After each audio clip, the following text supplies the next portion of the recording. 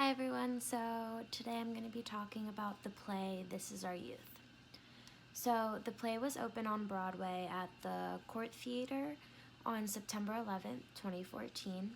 It was directed by Anna D. Shapiro and produced by Stephen Wolf. The cast included Michael Cera, Kieran Culkin, and Tavi Gevinson. This Is Our Youth is made up of a mostly male cast. It includes young adult characters living in New York City, and it's basically a representation of lost youth. The play embodies male friendship, relationships, drug use, and dark humor. It also embodies hookup culture. After reading the title, I expected for this play to be about teenagers experiencing basically what everyone experiences in high school. After the first sentence, I expected a fight to break out by the way Dennis was acting toward Warren when he knocked on the door. After the first speech interaction, I expected the two boys to be friends because they were like talking about girls and weed and all that. After the first events occurred, I expected the boys to spend a lot of the money that Warren had stolen from his father on drugs for them and the girls that they invited over to Dennis's apartment. After the conflict was resolved, I expected the boys to return the money to Warren's father, but I was so wrong because Warren ended up going back home to accept the consequences for using the stolen money to buy drugs and a hotel room to have sex. I noticed that Dennis and Warren were both dynamic characters in the way that they were the main characters and how they dealt with the situation. Warren was more of a dynamic character because at the beginning of the story he was trying to return the money, and at the end he changed and he just decided to accept the consequences. I noticed that Dennis was more of an antagonist in the way that he made the situation worse by suggesting to use the stolen money to buy drugs and planning to flip the drugs for profit, but failed really significantly. Valerie and Jessica were both flat characters because they showed no development and they were just there to fill in the plot. The plot was over the course of a 48-hour time frame in which Dennis and Warren had to wait in order to give back the stolen money to Warren's father. Summary of the plot would be that Warren stole $15,000 from his father, went to Dennis for help to return it, and made multiple mistakes handling the money by including drugs and sex. The genre of this play would be dark comedy for its use of drugs, sex, and profanity. The setting of the play is in New York City, March 1982, in Dennis's apartment. The action occurs when Warren walks into Dennis's apartment and drops the money situation into Dennis's lap, who makes it even worse. There are no time changes in the play, however, there are blank spaces or even flash forwards because there are no scenes about Warren and Jessica in the hotel room or Dennis and Valerie picking up the drugs. The passage of time in the characters' lives does not correspond with the passage of time on stage because time on stage is a condensed version of 48 hours that the whole play is about. The audience understands that time has passed and events occurred off stage between scenes, including when Warren and Jessica went to the hotel and Dennis and Valerie went to pick up drugs.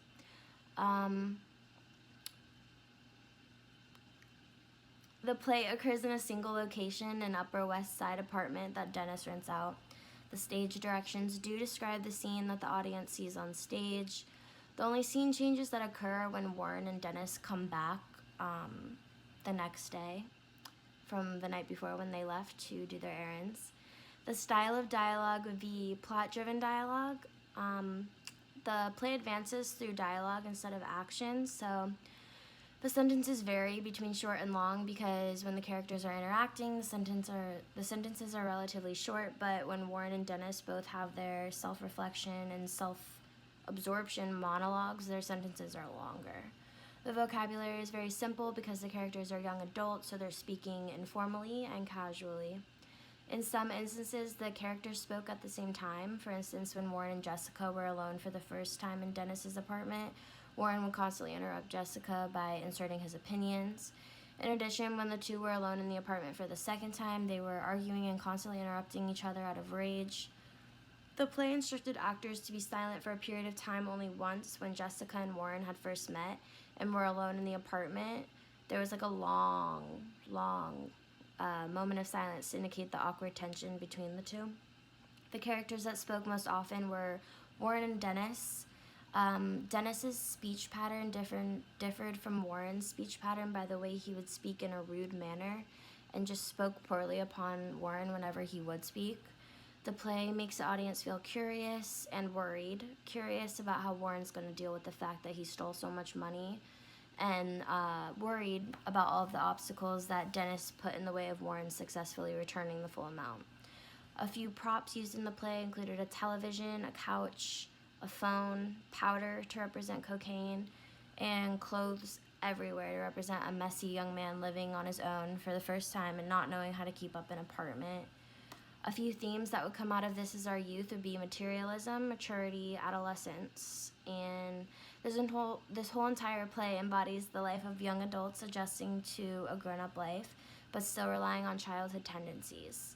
Warren and Dennis put themselves into a dangerous situation and tried to fix it by putting themselves in an even more dangerous situation, which made everything worse, and they ended up going back to square one. Society's norm for young adults is a revolving course of drugs, sex, and growing up. This Broadway play depicted exactly this. This Is Our Youth displayed society roles of rich kids, disillusionment, alienation, rebellion, parental neglect, overdoses, and privilege. The performance history for This Is Our Youth includes many different eras and places. The first was produced by the new group at the Intar Theater on October 26, 1996, and ended on November 24th, 1996. It played at McGinn Cazell Theater on November 3rd, 1998 through May 2nd, 1999. Played at the B Street Theater in California in October 2000. It played at the Garrick Theater on March 1st, 2002 through April 20th, 2002. And there was also an Australian premiere in 2002 by the Black Swan Theatre Company. And then it finally opened on Broadway at the Court Theater on September 11th, 2014 through January 4th, 2015, which is what I talked to you about today.